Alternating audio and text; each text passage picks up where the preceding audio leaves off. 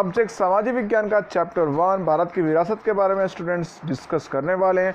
तो student chapter 1 शुरू करने से पहले आप सभी स्टूडेंट्स को बता दूं, ये चैप्टर जो है वो बोर्ड के हिसाब से 3 मार्क्स का सवाल जो है इसके अंदर से पूछा जाता है, जिसमें 1 मार्क्स का एक क्वेश्चन पूछा जाता है और 2 मार्क्स का एक सवाल जो है सेक्शन बी में पहला ही सवाल आपको जो मिलेगा वो 2 मार्क्स का इस चैप्टर से पूछा जाता है। तो चलिए स्टूडेंट शुरू करते हैं चैप्टर 1 की तरफ, जिसका पार्ट का नाम है भारत की विरासत। तो स्टूडेंट देखते हैं, भारत प्राचीन संस्कृति वाला एक क्या है, देश है। भारत के प्राचीन ग्रंथ विष्णु पुराण में भारत के विषय में कहा गया है कि उत्तरम यत् समुद्रस्य हिमाद्रिश्चैव दक्षिणम वर्षम तदम भरतम नाम भारती यत्र संतिता। तो स्टूडेंट्स यहाँ पे इसका अर्थात होता है कि समुद्र के उत्तर और हिमालय के दक्षिण स्थित स्थल का नाम भारतवर्ष है। मतलब समुद्र के उत्तर और हिमालय के दक्षिण की ओर जो स्थित जो स्थल है उसका नाम क्या है स्टूडेंट्स, भारतवर्ष। इसका मतलब ये होता है जिसकी संतान भारतीय है। भारत में शुभ कार्य के प्रारंभ के लिए जाने जाने वाले संकल्पों में भारतवर्ष, भारत खंड, उसके बाद जम्बूद्वीप, आर्यवर्ता जैसे शब्दों का बहुत उपयोग होता है। पूर्व, पश्चिम, दक्षिण तीनों दिशाओं में समुद्र और उत्तर दिशा में हिमालय की गिरिमालाएं जैसी प्राकृतिक सीमाओं वाला हमारा देश है। तो स्टूडेंट्स अगर आप हमारे देश का मैप देखेंगे तो पूर्व, पश्चिम और दक्षिण तीनों दिशाओं से जो हमारा भारत देश है वो समुद्र से घिरा हुआ है और उत्तर में जो है वो हिमालय से हमारा भारत देश जो है वो घिरा हुआ है। इस प्रकार हमारा देश जो है वो क्या है, भौगोलिक दृष्टि से क्या है, बहुत ही महत्वपूर्ण स्थान दर्शाता है और सभी दृष्टि से क्या है, सेफ भी है हमारा भारत देश। नेक्स्ट आगे देखते हैं, हमारे भारत देश की समृद्धि और आकर्षित हो इसके अनेक विदेशी लोग व्यापार करने के लिए आए, स्थायी हुए और भारतीय संस्कृति की धारा में भी मिल गए। स्टूडेंट्स पुराने ज़माने में हमारा देश जो था वो वैसे ही बहुत फेमस था और समृद्धि के कारण हमारा देश आकर्षित लोगों के लिए बना, इसलिए विदेशी लोग हमारे हिंदुस्तान के अंदर व्यापार करने आए और यहाँ पे ही बस गए और हमारी संस्कृति के अंदर क्या हो गए स्टूडेंट्स, वो मिल गए। इस आदान प्रदान के परस्पर प्रक्रिया द्वारा देश में अनेक परिवर्तन देखने को मिले। इसी तरह एक पीढ़ी से दूसरी पीढ़ी में हमारी विरासत का हस्तांतरण हुआ तथा उसका सततपूर्ण विकास भी हुआ। अब स्टूडेंट्स हमारा इस चैप्टर का पहला टॉपिक देखते हैं, भारत का स्थल और विस्तार क्या है वो देखते हैं। वर्तमान समय के स्थान और विस्तार के विषय में कक्षा 9 में आप अध्ययन कर चुके हैं। प्राचीन समय का भारत बहुत विशाल था और वर्तमान समय में भारत विस्तार की दृष्टि से विश्व में 7वें क्रम में और जनसंख्या की दृष्टि से विश्व में दूसरे स्थान पर है। तो सभी स्टूडेंट्स को बता दूं कि पहले जनसंख्या दृष्टि से विश्व में सबसे ज़्यादा जनसंख्या वाला देश कौन सा है, तो चीन है। उसके बाद भारत देश हमारा आता है और विस्तार की दृष्टि से हमारा भारत देश जो है वो विश्व में 7वें स्थान पे है और जनसंख्या की दृष्टि से भारत देश जो है वो विश्व में दूसरे स्थान पे है। अब विविधपूर्ण विरासत भारत की आगे का टॉपिक हमारा है, देखते हैं। भारत भूमि में हमें विश्व को समृद्ध एवं विविधपूर्ण विरासत क्या है दी है, मतलब भारत की भूमि ने। भारतीय संस्कृति शांति प्रिय और व्यापारी रही है, मतलब हमारी जो संस्कृति है वो कैसी रही है, प्राचीन काल से शांति प्रिय रही है और व्यापारी रही है, मतलब हम हर किसी से व्यापार करते हैं, किसी से पक्षपात नहीं करते थे। भारत के संस्कृति में से सचित एवं आनंद का अनुभव प्राप्त होता है। इसके उपरांत यहाँ आकर बसी भिन्न भिन्न संस्कृति के साथ साथ आदान प्रदान के द्वारा भारतीय संस्कृति भी समृद्ध बनी। उसके द्वारा अपनाए गए अहिंसा एवं शांति के मूल्यों का आज समूचे विश्व में प्रशंसा हो रही है और उसे स्वीकार भी किया गया है। सिंधु घाटी की संस्कृति के लोगों से लेकर आज तक लोगों ने भारत को अपनी योग्यता, बुद्धि, शक्ति, कला, कौशल्य के द्वारा समृद्ध बनाया है। किसकी? भारत के संस्कृति को। भारत के भव्य विरासत के निर्माण में प्रशिक्षण के लिए अनेक ऋषि मुनि, संतों, विदुषियों, विद्वानों, चिंतकों, कलाकारों, कारीगरों, वैज्ञानिकों, संशोधकों, साहित्यकारों, शिक्षा शास्त्रियों, राजनीतिज्ञों, इतिहासकारों, समाज सुधारकों वगैरह का महत्वपूर्ण योगदान रहा है। मतलब भारत की जो भव्य विरासत है उसके निर्माण करने के अंदर इन सारे लोगों का वगैरह का बहुत ही महत्वपूर्ण योगदान रहा है। उसमें धर्म, शासन शैली, भाषा, कला, चित्र, बोली, पहनावा, रीति रिवाज आदि को भी भारत को ही प्राप्त हो गई। जैसे स्टूडेंट्स आप देखेंगे, जैसे आप जाएंगे महाराष्ट्र में तो महाराष्ट्रियन लोगों का आपका जो उनका जो रहन सहन है, उनका जो कपड़ा है वो सब आपको चेंजेस मिलेगा। उसी तरह यूपी में जाएंगे तो उनकी भाषा अलग मिलेगी, उनका कपड़ा पहनने का तरीका सब कुछ अलग मिलेगा। तो ये सब भी भारत को मिल गया।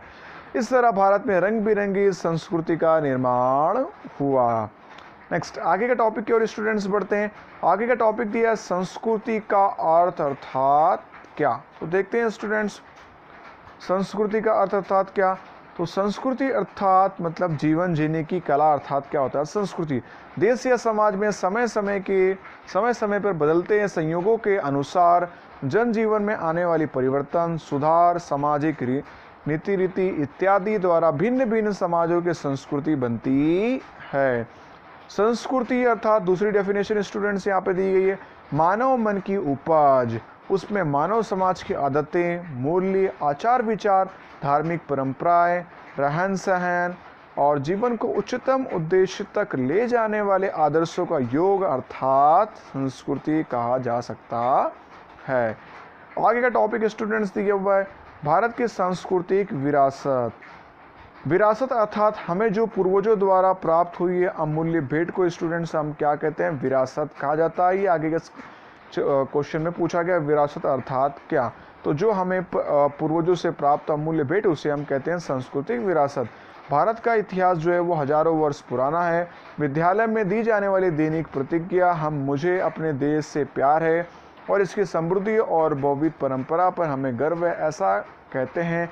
यह समृद्ध विरासत अर्थात भारत द्वारा समग्र विश्व को पूर्ण मानव जीवन के रहस्यों की देन ऐसा कहा जा सकता है। आइए भारतीय विरासत को नीचे दिए गए दो विभागों के माध्यमों से समझते हैं। तो स्टूडेंट्स यहाँ पे हम देखेंगे कि भारत की जो सांस्कृतिक जो विरासत है उसको दो भागों में बांटा गया है, जिसमें पहला स्टूडेंट्स हमारे पास दिया गया है भारत की प्राकृतिक विरासत और दूसरा स्टूडेंट्स हमारे पास जो है वो भारत की सांस्कृतिक विरासत हमारे पास दूसरा पॉइंट है। तो ये दो पॉइंट स्टूडेंट्स हमारे पास जो है वो दिए गए हैं। आगे स्टूडेंट्स हम देखते हैं, पहला पॉइंट देखते हैं यहाँ पे भारत की प्राकृतिक विरासत अर्थात क्या, उसके बारे में पढ़ते हैं यहाँ पे। तो प्रकृति, पर्यावरण, मानव जीवन के बीच निकटतम संबंधों का परिणाम अर्थात प्राकृतिक विरासत। मीन्स प्रकृति, ठीक है, पर्यावरण और मानव जीवन के बीच जो पास के जो संबंधों का जो परिणाम है उसे हम क्या बोलते हैं, प्राकृतिक विरासत कहते हैं। प्राकृतिक विरासत एक प्राकृतिक भेंट है, मतलब कुदरत के द्वारा दी गई भेंट अर्थात प्राकृतिक विरासत। भारत की प्राकृतिक विरासत विशिष्ट और वैविध्यपूर्ण है, जिसमें ऊंचे पर्वत, नदियां, झरने, सागर, लंबा समुद्री तट, विशाल उपजाऊ मैदान, घाटी प्रदेश, रेगिस्तान का समावेश होता है तथा वृक्षों, वनस्पति, जीव जंतु, ऋतुओं समर, ठीक है, विंटर, मानसून, ये सब वगैरह ऋतु है, ठीक है। उसके बाद पशु पक्षियों, प्राणियों, वैविध्यपूर्ण भूदृश्यों यानी लैंडस्केप्स, विविध प्रकार के चट्टानों, खनिजों का समावेश होता है किसके अंदर, प्राकृतिक विरासत के अंदर। हम सब प्रकृति के संतान हैं। प्रकृति ने हमारे भोजन, पानी, शुद्ध वायु, निकास मीन्स यहाँ पे रहने के निवास जैसी लगभग सभी आवश्यकताओं के लिए सुंदर व्यवस्था की है। प्रकृति के साथ हमारा व्यवहार श्रद्धा पूर्वक रहा है, जिसके उदाहरण पंचतंत्र की कहानियाँ और बौद्ध धर्म की जातक कथाओं से हमें मिलते हैं। अपने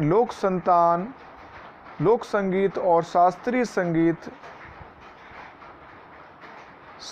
संगीत में भी ऋतुओं और प्रकृति के संबंध देखने को मिलते हैं। अपने गीतों, त्योहारों, कविताओं, चित्रों में प्रकृति और ऋतु चक्र का निरूपण किया गया है। निसर्गोपचार यानी नेचुरोपैथी आयुर्वेदिक, यूनानी जैसी चिकित्सा पद्धति प्राकृतिक विरासत की ही हमारे पास क्या है, देन है। तो स्टूडेंट्स अब उसके अंदर पढ़ते हैं, देखो कौन कौन, जैसे यहाँ पे हम पढ़ा टाइप्स, उसकी अब भूदृश्य आ गया, नदी आ गया, ठीक है, झरना, सरोवर, ये सब क्या है, उसके बारे में अब हम स्टूडेंट्स हम पढ़ने वाले हैं प्राकृतिक विरासत के बारे में। तो पहला स्टूडेंट्स हम यहाँ पे देख लेते हैं। तो पहला दिया है भूदृश्य, यानी लैंडस्केप, यानी जमीन से रिलेटेड जो होगा वो भूदृश्य के अंदर आ जाएगा। भूमि आकारों अनेक दृश्यों का सर्जन देखने को मिलता है, जैसे हिमालय पर्वत भूमि आकार का है। हिमालय में अनेक प्रकार की उपयोगी वनस्पतियां, खनिज, अद्भुत पशु पक्षी एवं शिखर बर्फ से घिरे हुए हैं, यानी शिखर जो है वो बर्फ से घिरे हुए हैं, जिसमें बड़ी नदियां 12 मास भरपूर पानी से समृद्ध यानी भरी हुई रहती हैं। तराई के जंगल भी वहाँ स्थित हैं। हिमालय में अमरनाथ, बद्रीनाथ, केदारनाथ जैसे यात्रा स्थल, नंदा देवी जैसे शिखर भी हैं। भारत के लिए हिमालय बहुत महत्वपूर्ण है। तो ये पहला भूदृश्य था।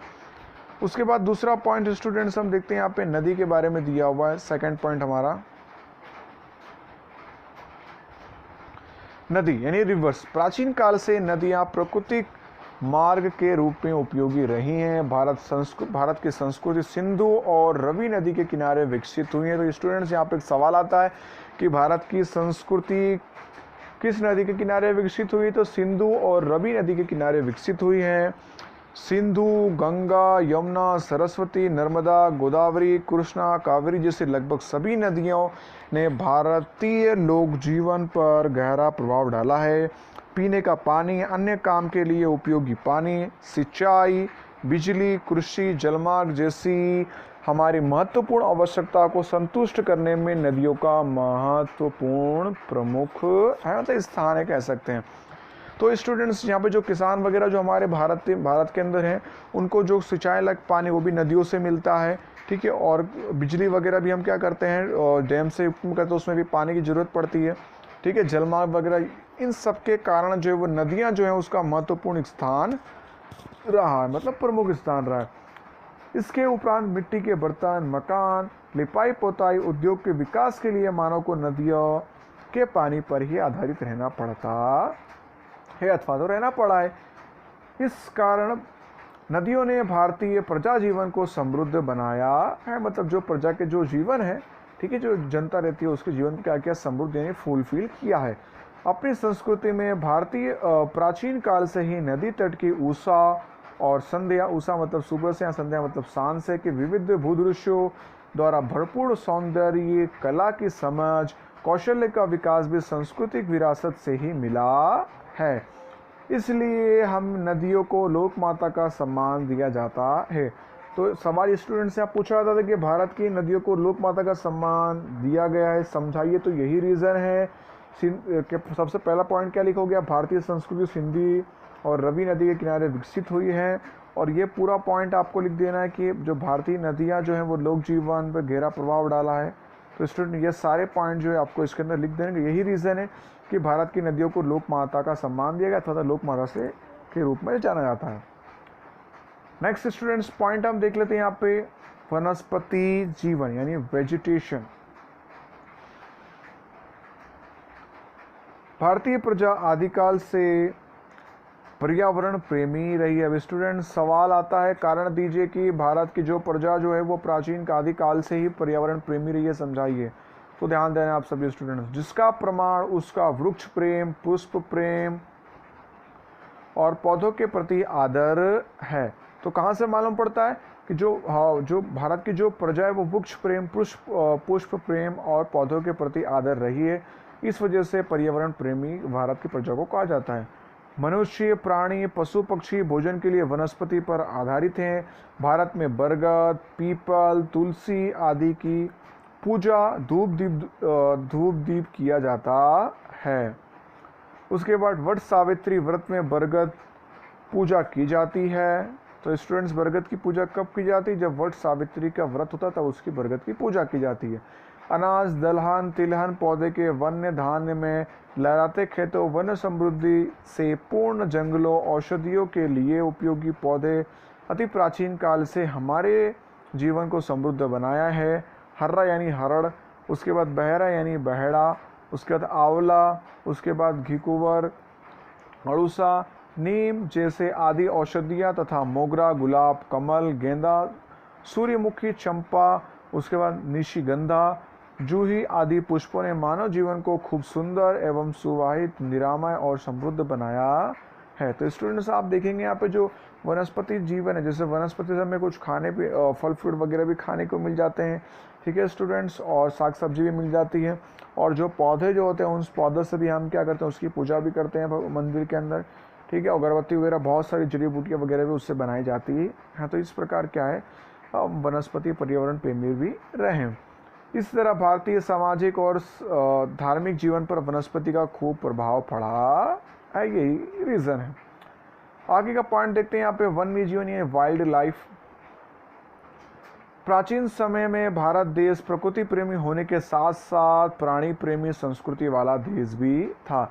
मतलब हमारा भारत देश जो था वो प्रकृति प्रेमी है तो था ही, साथ प्राणी प्रेमी देश भी, प्राणी प्रेमी संस्कृति वाला देश भी था। बाघ, सिंह, हाथी, गेंडा, सियार, भालू, हिरण, सांभर, खरगोश, अजगर, सांप, नाग, नेवला, गो, शाही जैसे अनेक जीव देखने को मिलते हैं। विश्व में एशियाई सिंह केवल गुजरात के गिर के जंगल में ही देखने को मिलता है, लेकिन वो भी अभी धीरे धीरे लुप्त होते जा रहे हैं। अपनी धार्मिक मान्यताओं में लोगों ने बाघ, मोर, मगर, गरुड़ जैसे वन्य पक्षी को देवियों के वाहन के रूप में स्थान दिया है, और अपनी राष्ट्र मुद्रा में भी 4 सिंह, घोड़ा, हाथी, बैल के आकृति रखकर उन्हें महत्व प्रदान किया है। इन वन्य जीवों के रक्षा के लिए अभयारण्य बनाए गए हैं, उनके जीवन की सुरक्षा के लिए कानून भी बनाए गए हैं हमारे कॉन्स्टिट्यूशन के अंदर। आगे देखते हैं दूसरा पॉइंट स्टूडेंट्स हमारे पास दिया हुआ है, भारत की सांस्कृतिक विरासत, ठीक है। तो भारत में जगत को विविधतापूर्ण और समृद्ध विरासत की भेंट दी है। सांस्कृतिक विरासत अर्थात मानव सर्जित विरासत। तो सांस्कृतिक विरासत अर्थात क्या, मानव सर्जित विरासत। दूसरा इसके पहले हमने क्या पढ़ा, प्राकृतिक विरासत मीन्स क्या, जो प्रकृति के द्वारा अमूल्य भेंट है उसे हम क्या बोलते हैं, प्राकृतिक विरासत कहा जाता है। मनुष्य ने अपने बुद्धि, चातुर्य यानी दिमाग से, कौशल्य, कला कौशल्य द्वारा जो कुछ प्राप्त किया है या जिसका ज्ञान सर्जन के इकट्ठा किया उसे हम सांस्कृतिक विरासत कहते हैं। तो इसकी डेफिनेशन हमने क्या पढ़ी स्टूडेंट्स, मनुष्य ने अपने बुद्धि, चातुर्य और कौशल्य और कला कौशल्य के द्वारा जो कुछ प्राप्त किया अथवा जिसका सर्जन किया, यानी जो चीज़ बनाई, जैसे मकान बनाया, ठीक है, जो भी चीज़ उसने बनाया उसे सांस्कृतिक विरासत कहते हैं। आर्यों से लेकर शक, उसके बाद क्षत्रप, कुषाण, होड़, उसके बाद ईरानी, तुर्क, अरब, मुगल, पारसी, अंग्रेजी, फ्रांसीसी आदि विविध जाति प्रजाति भारत में आई। इन सबके बीच हुए आदान प्रदान से भारत की संस्कृति समृद्ध बनी।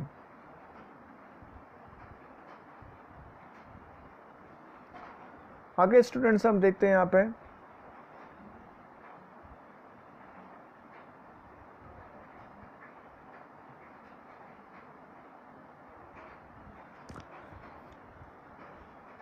प्रागैतिहासिक समय में भारत ने विश्व की प्रजा को सांस्कृतिक विरासत की बहुत सी भेंट दी हैं।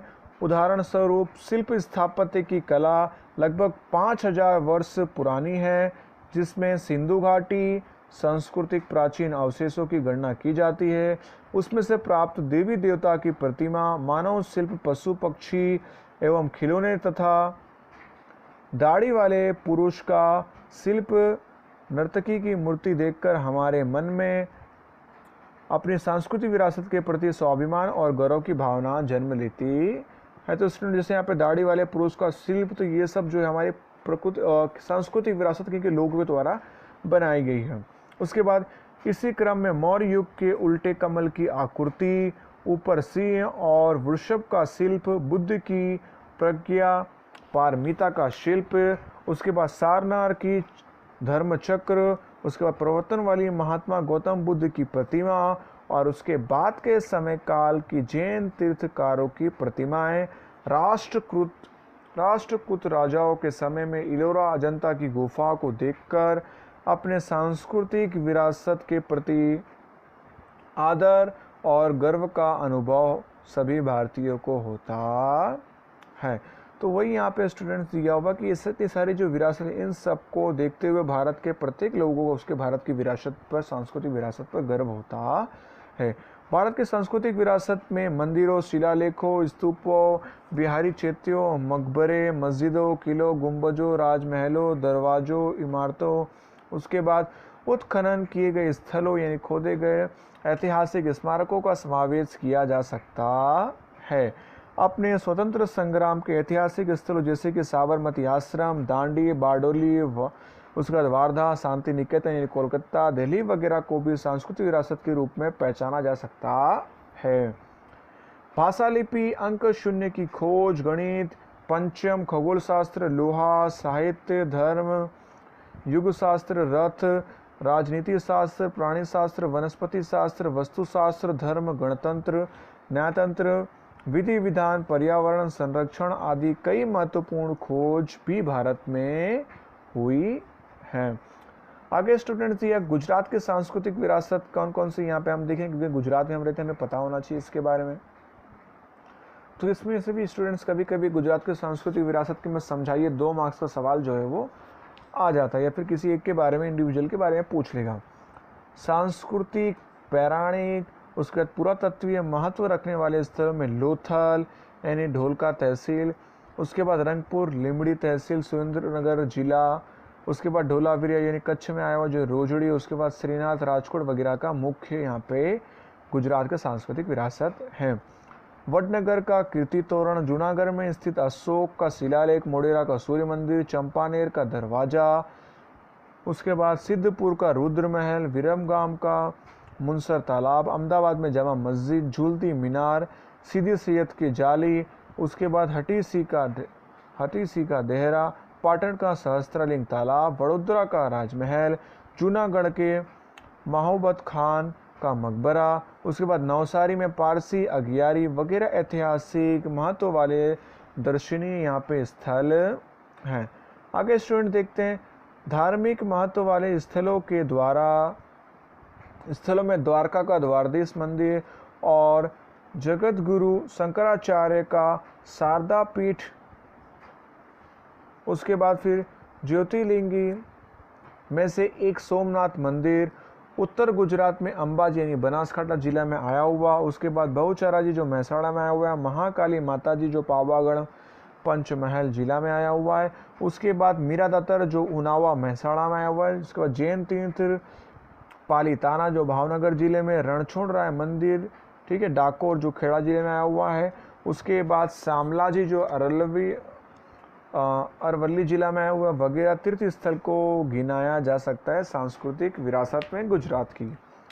उसके बाद गुजरात के प्रसिद्ध धार्मिक, सामाजिक और प्रवास लक्षी स्थलों में से विजयनगर यानी साबरकांठा, पोलो विजयनगर, उसके बाद पंत गोत्सव, उसके बाद काकरिया कार्निवल जो अहमदाबाद में आया हुआ है, तानारीरी महोत्सव जो वडनगर में आया हुआ है, उसके बाद उत्तरार्थ नृत्य महोत्सव मोढेरा में आया हुआ है, उसके बाद रणोत्सव कच्छ वगैरह में समावेश किया जाता है। उसके बाद स्टूडेंट्स आगे दिया है यहाँ पे जैन बौद्ध पर्यटक के स्थल गुजरात में कौन कौन से वो गुजरात में जैन बौद्ध धर्म का प्रचार प्रसार हुआ, जिसमें आधार स्वरूप गुजरात में वडनगर, तारंगा, उसके बाद खंभालीड़ा, उसके बाद जूनागढ़, शामलाजी, उसके बाद कोटेश्वर, तलाजा, डांग, उसके बाद झगड़िया वगैरह स्थलों पर बौद्ध और जैन गुफाएं देखने को मिलती हैं। तो ये सब क्या है, जैन अर्थात बौद्ध के पर्यटक स्थल हैं। उसके बाद गुजरात में कौन कौन से मेले लगते हैं सांस्कृतिक विरासत, तो वो यहाँ पे देखेंगे। गुजरात में रंग बिरंगे सांस्कृतिक विविध स्थलों पर परंपरागत रूप से धार्मिक सामाजिक दृष्टि से महत्वपूर्ण मेले आयोजित किए जाते हैं, जिसमें मुख्य मेले नीचे यहाँ पे दिए गए हैं, उसके बारे में स्टूडेंट्स हम देखते हैं।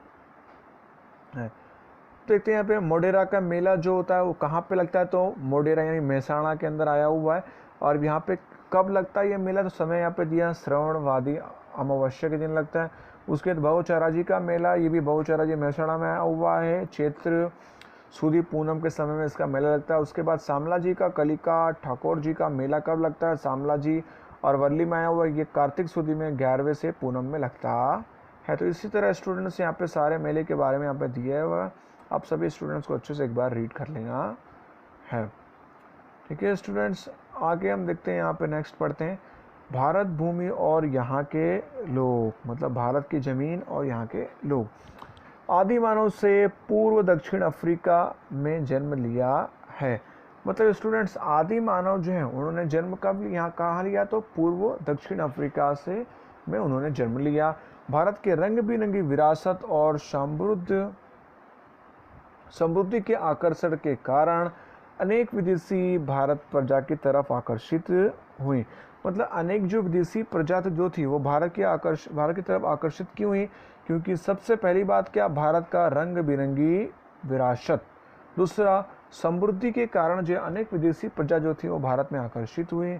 यहाँ अनेक जातियाँ आई, परिणाम स्वरूप भारत में लगभग सभी जातियों के तत्व प्राप्त होते हैं। भारत में द्रविड़ प्रजा की गणना प्राचीनतम प्रजा के रूप में की जाती है, परंतु नृवंश शास्त्रियों और भाषा शास्त्र की अद्यतन खोजों से पता चला है कि द्रविड़ और अन्य 6 जितनी भिन्न प्रजा भी यहाँ रहती थी। उनके विषय में थोड़ा विशेष जानेंगे, तो कौन कौन सी वो 6 प्रजा है, तो स्टूडेंट्स उसके बारे में अभी हम यहाँ पे रीड करेंगे। तो सबसे स्टूडेंट्स पहली प्रजा है निग्रोटो, जिसे हब्सी भी कहा जाता है। निग्रोटो अथवा तो निग्रो जाति, मतलब यहाँ पे हब्सी से क्या, भारत के सबसे प्राचीन निवासी हैं। कुछ इतिहासकारों का मानना है कि निग्रोटो अथवा निग्रो, जिसका मतलब हब्सी होता है, जो अफ्रीका से बलूचिस्तान के रास्ते होते होकर भारत में आए थी। उनका रंग जो होता है वो श्याम, 4 से 5 फुट ऊंचे, और उनका सिर जो होता है वो सिर पर घुंघरालू बाल होते हैं। तो ये स्टूडेंट्स उनकी पहचान है। सिर कैसा होता है उनके, मतलब उनका चेहरा जो होता है वो यहाँ पे कह सकते हैं, रंग जो होता है वो श्याम यानी गोरा होता है, 4 से 5 फीट हाइट होती है, और सिर पर घुंघरालू बाल इसकी पहचान होती है। और कहाँ से ये आए थे, तो अफ्रीका के बलूचिस्तान से होते हुए भारत के अंदर आए थे। दूसरी प्रजा के बारे में स्टूडेंट्स यहाँ हमें दिया हुआ है ऑस्ट्रेलोइड, जिसे हम निषाद प्रजा भी कहा जाता है। अभी भारत के अंदर ये है प्रजा, इस प्रजा, तो यह प्रजा अग्नि एशिया से यहाँ पे भारत के अंदर आई थी। इसका भी दिया हुआ रंग जो होता है वो श्याम होता है, लंबा चौड़ा सिर होता है, उसके बाद छोटा कद, उसके बाद चपटी नाक इसकी शारीरिक विशेषता है। जबकि स्टूडेंट्स इसके पहले हमने निग्रोटो के बारे में क्या पढ़ा था, उनका चेहरा कैसा श्याम होता है, लेकिन उनके बाल घुंघरालू होते हैं। ठीक है, इसके बारे में विशेषता पढ़ती है। यहाँ पे भी क्या, चेहरा जो होगा वो श्याम होगा, लेकिन सिर जो होगा वो लंबा चौड़ा होगा, और छोटा कद चपटी नाक इसकी विशेषता है किसकी, ऑस्ट्रेलोइड निषद प्रजा की। भारत में आए आर्य, उन्हें हम क्या बोलते हैं, निषद ही कहते हैं। भील प्रजा के लिए निषद शब्द का प्रयोग किया जाता है।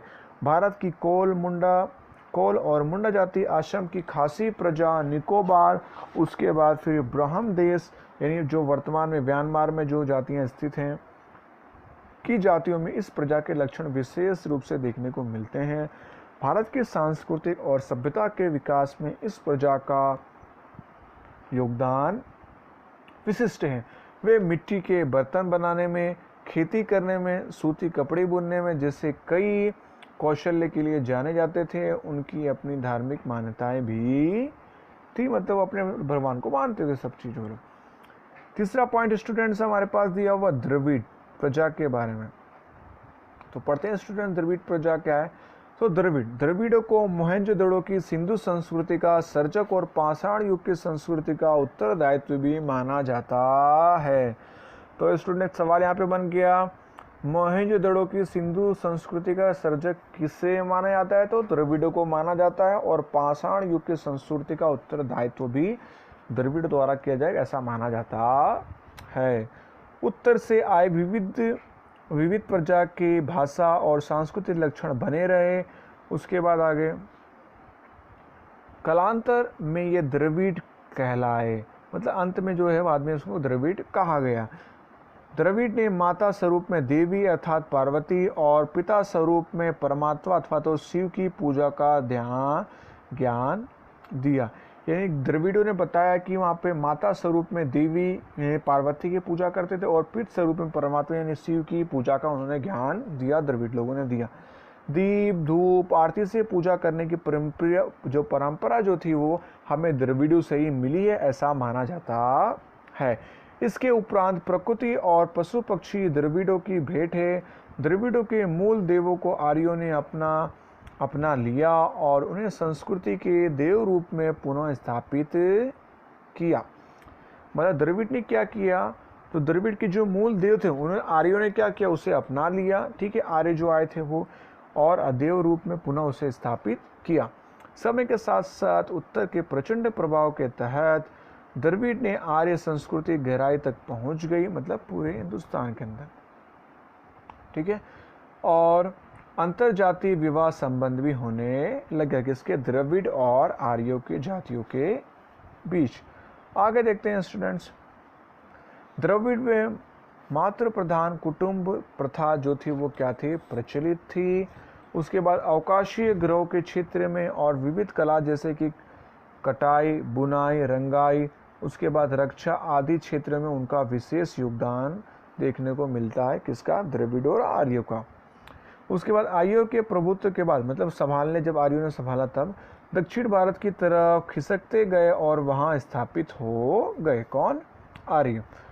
आज दक्षिण भारत के द्रविड़ कुल की तमिल, तेलुगु, कन्नड़, मलयालम जैसी भाषा बोलने वाले लोग रहते हैं। मतलब जो द्रविड़ के कह सकते हो वंशज के जो वहाँ के जो लोग अभी देखने को मिलेंगे। उसके बाद आरंभिक तमिल साहित्य उर्मी की अभिव्यक्ति से पूर्ण था। ठीक है, स्टार्टिंग का जो तमिल साहित्य जो था वो उर्मी से क्या था, यहाँ पे संपूर्ण अभिव्यक्ति से भरा हुआ था। उसके बाद चौथी प्रजा के बारे में यहाँ पे दिया है, अन्य प्रजा। इसके उपरांत भारत में मैंगोलॉयड, उसके बाद अल्पाइन, डिनारिक और उसके बाद आर्मेनोड जैसी प्रजा भी भारत में आई थी। इसके पढ़ते हैं मैंगोलॉयड के बारे में। तो मैंगोलॉयड क्या है, वो यह प्रजा उत्तर भारत चीन में से तिब्बत, यानी तिब्बत मीन्स तिब्बत जिसे हम कहते हैं, होते हुए भारत में आई। उन्होंने उत्तरी असम, सिक्किम, भूटान, पूर्वी बंगाल आदि जगहों पर अपना निवास बनाया, यानी वहाँ पे वो रहते थे। समय के साथ साथ उनका भारतीयकरण भी हो गया, मतलब उनको भारतीय की मतलब नागरिकता उन्हें दे दी गई। इस प्रजा का रंग पीला, चेहरा चपटा, उभरे हुए गाल, बादाम आकार की आंखें जैसे सारे लक्षण थे किसके, मैंगोलॉयड के थे। आगे स्टूडेंट्स नेक्स्ट हम देखते हैं, मैंगोलॉयड जो लोग थे वो पीले रंग के थे और जिससे किरत, इसलिए उन्हें किरात भी कहलाते थे। आगे स्टूडेंट देखते हैं यहाँ पे अल्पाइन और डिनारिक, मतलब आर्मेनोड सबके बारे में दिया साथ में। ये मध्य एशिया से आए हुए प्रजा हैं। ये तीनों प्रजा एक समान भौतिक गुणधर्म वाली जातियां। इस प्रजा के अंश में महाराष्ट्र, बंगाल, उड़ीसा, गुजरात, सौराष्ट्र के अधिक प्रमाण में देखने को मिलते हैं। अल्पाइन, डिनारिक और आर्मेनोइड की प्रजा जो है वो देखने को मिलती है। पांचवा पॉइंट स्टूडेंट्स हमारे पास दिया आर्य। भारत की आर्य सभ्यता के निर्माता आर्य, यहाँ जिसे हम नॉर्डिक लोग थे। प्राचीन काल में हिंदू आर्य कहलाते थे। उनकी मुख्य संस्था जिस प्रदेश में भी वो प्रदेश आर्यवर्त कहलाता था। मीन्स स्टूडेंट्स क्या, प्राचीन काल में जो हिंदू जो थे वो उन्हें आर्य कहा जाता था। उनकी मुख्य संख्या जिस प्रदेश में थी, मतलब जिस राज्य के अंदर वहाँ उसके लोग ज़्यादा थे उसे आर्यवर्त, मतलब आर्यों का राज्य कहा जाता था ऐसा। ठीक है, प्राचीन काल में प्रथम आर्य जनसंख्या वायव्य भारत में ही थे। मतलब सबसे ज़्यादा जो आर्य जो लोग थे, मतलब हिंदू लोग जो थे वो भारत में ही थे। वहाँ 7 बड़ी नदियों होने के कारण उसे सप्त सिंधु का प्रदेश भी कहा जाता था, मतलब भारत को। उत्तर वैदिक कला में पूर्व से मिथिला यानी बिहार तक और दक्षिण से विंध्याचल तक आर्यवर्त का विस्तार हो गया, मतलब हिंदू जो लोग थे वो फैल गए भारत के अंदर। अन्य समकालीन प्रजा की तुलना में ये अधिक विकसित थे। मतलब उस समय यानी जो समकालीन समय में जो दूसरी जो प्रजा थी उसकी तुलना में जो आर्य जो थे वो बहुत विकसित थे। आर्य राजा या भरत कुल के नाम से यह विशाल प्रदेश भारत भूमि, भारतखंड, भारतवर्ष या भारत जैसे नामों से पहचाना जाने लगा। तो स्टूडेंट्स यहाँ पे एक सवाल आता है कि भारत का नाम कैसे पड़ा था, तो भारत नाम कैसे भारत नाम से पहचाना जाने लगा। तो यहाँ पे स्टूडेंट्स यहाँ से आंसर लिखना होगा, भारत भरत राजा अथवा तो भरत कुल के नाम से ये विशाल प्रदेश जो था वो भरत भूमि, भरतखंड नाम से जाना जाने लगा, क्योंकि समकालीन समय में जो आर्य जो थी वो अन्य प्रजा की तुलना में अधिक विकसित थे, इस वजह से। आगे देखते हैं स्टूडेंट्स, आर्य प्रकृति प्रेमी थे, वे वृक्ष, नदियाँ, ठीक है, सूर्य, पर्वत, वायु, वर्षा आदि पूजा आराधना करते थे। उन्होंने इन सब की स्तुति यानी ऋतुओं की रचना भी की। कुछ समय पश्चात वेद पाठ प्रचलित हुआ। कालांतर में उनमें से धार्मिक विधियां प्रारंभ हुई और उसके बाद यज्ञ क्रियाएं भारत में शुरू हुई। भारत में आई विविध प्रजा की संस्कृति के विशिष्ट तत्वों को अपनाकर एक समन्वयी संस्कृति का सर्जन हुआ।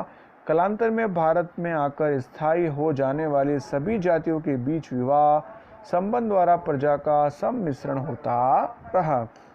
सबसे विशिष्ट रहन सहन, भाषा, विचारों, धार्मिक मान्यता का समन्वय होता गया।